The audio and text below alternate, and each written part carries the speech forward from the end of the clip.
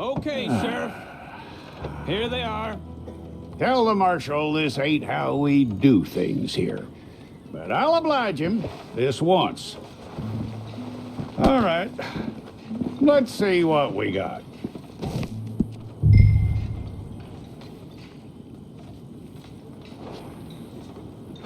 Don't try me now. Well, let's get you in there then.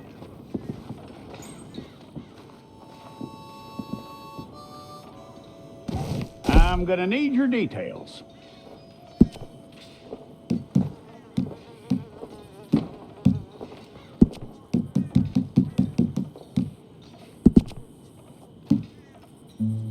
You aren't going anywhere, and neither am I.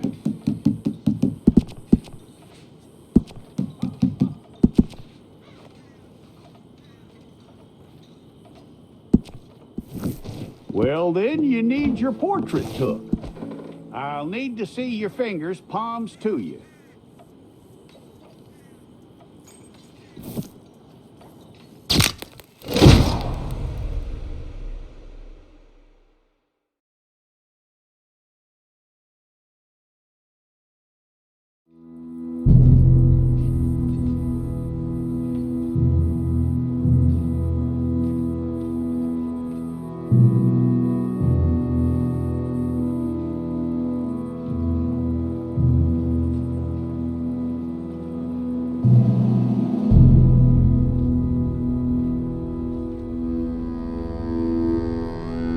Jackson! Officer Jackson, move those prisoners! Officer Benton! Kitchen's aid staff! Officer Townsend, those rocks ain't gonna break themselves. What are you standing there for? Get moving! What are you looking at? Go on, get moving! You with the hammer? And you'll do. We need to perform a work detail out in Rhodes. Come on, get in. Open the gate. Come on, Milliken.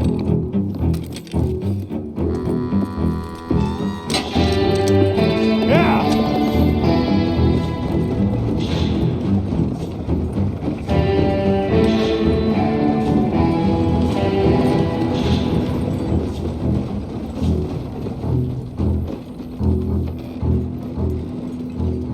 I tell you what, old Jameson is a wretched, sour old bastard, and no mistake. You lot stay calm in there. We weren't saying nothing. Well, you are now. Shut up. You know, my wife has acquired ideas significantly above her station. She's been reading too many goddamn books.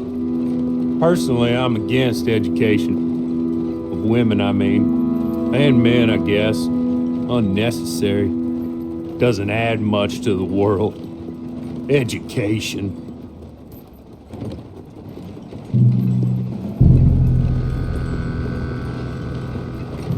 Good day, gentlemen. Oh. Don't do anything stupid. Nobody gets shot. Act like fools, and the pair of you will be dead within a minute. Now, what are your names? Jenkins and Milliken. Well, Mr. Jenkins and Mr. Milliken, throw your guns to the ground and get on down here. That's it. Very glad to meet you. It's not worth being rash. You boys get paid a salary. You get that salary whether these people escape or not. Your wives presumably want you alive. Let them out. Now, please. Okay. You all run away. Aside from you. Try to stay out of trouble. This is a stroke of good fortune for all of you. Use it. Now, Mr. Jenkins and Mr. Milliken, be so kind as to quickly run away before somebody gets shot entirely unnecessarily. Go on, don't look back. Mr. Wen, I believe it was $50 we agreed on. It was. Here's 50 each. Each? Yes. Now get out of here, both of you. My employer and I appreciate your professionalism. All we did was stand there and look tough. And you did it fantastically well. Good day, gentlemen. Now, ma'am, how about you pick up these guns and we move out? My mistress is waiting for us.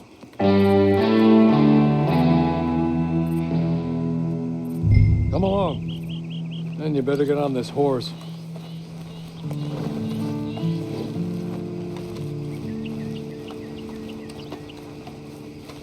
It's not much of an animal, but they haven't got far to ride. Yeah, I waited on them moving you some weeks. I can wait a while longer. Ready? Wonderful. I hope you'll forgive the secrecy. My employer particularly values discretion. My name is Mr. Horley, by the way. 6 months at Sissica Penitentiary, awaiting a hanging for a murder you did not commit. Must have felt a whole lot longer, my friend. You still seem strong, though. I mean, doesn't look like breaking all those rocks has left you entirely broken, in body or in spirit. I hope I am right about that. Rounding you folks up, and those sham trials, they were a disgrace. Made a mockery of the rule of law. Still can't quite believe they got away with it. There's others convicted when you were. Came out breathing fire. Maybe you're like that too. Guess we'll see. Or maybe you just want to put it all behind you, forget you were in there at all. That would be fine, of course, but you will listen to my mistress first. She spent a good sum getting you folks out. You owe her an audience, at least. She's just up here.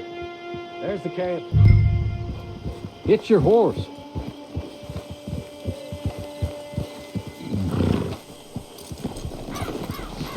Come on, hitch up.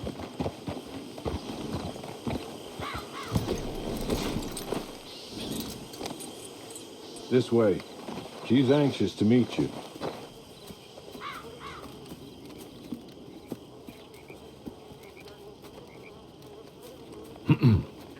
Madam, we're back. Hello. Jessica Leclerc, how do you do? What did you tell her? Nothing, as we discussed. Thank you, Horley. I do hope we haven't inconvenienced you dreadfully. But seeing as you were due to be hanged in a week, I'm sure you don't object too strongly. I know you're innocent. Well, not perhaps exactly innocent, but not guilty of what you were accused. I know you and those who were with you that died were little more than patsies, and that you were set up by one of 3 men or a woman, possibly by all of them. I can't be sure, but that is all I know so far. And one of these people also made Mrs. Leclerc a widow. And I will avenge my husband's death, so help me God. But I will not avenge it upon them who did not cause it, or caused it unwittingly. Anyway, I'm sure this is all a touch confusing and melodramatic. Where are my manners? Horley, please show our guests to their tent and give them some fresh clothes to put on. Very good, madam. Then serve us both a little refreshment. Certainly, madam. This way. You'll find a change of clothes in there, alongside a few other items you might need, a lasso, a knife, and a lantern, I believe.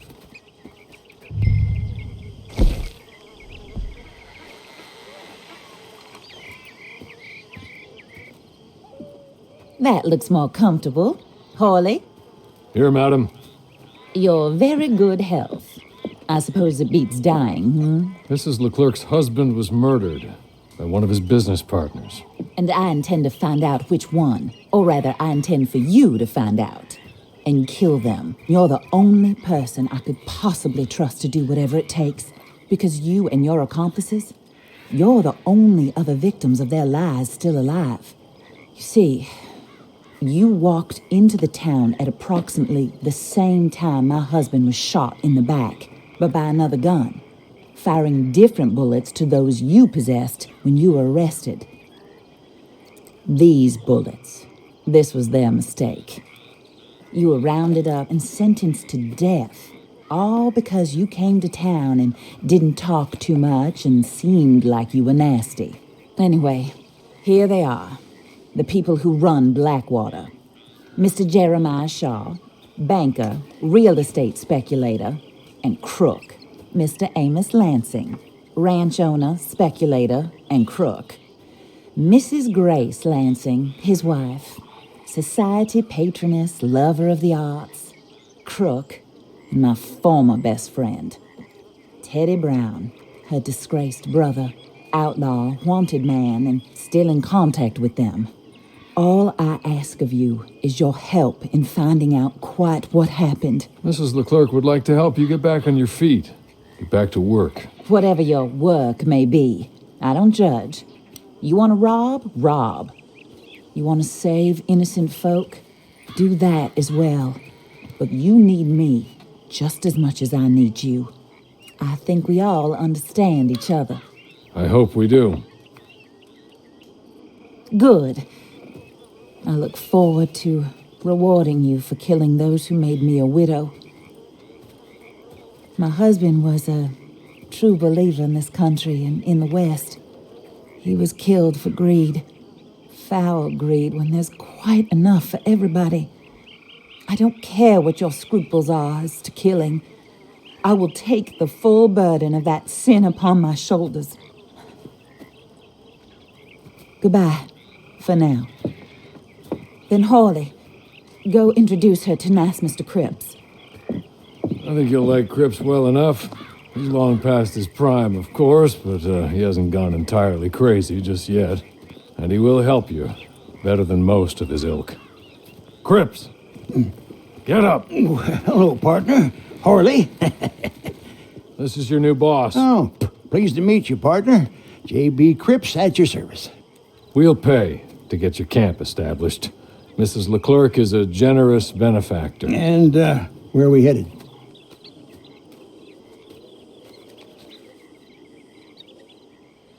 Oh, and, madam, while Cripps is establishing your camp, perhaps you can go to the station and see the clerk, then head to see Clay Davies. He's a horse thief, and not a terribly nice one. Then meet Cripps back at your camp. See you shortly, boss. Good luck.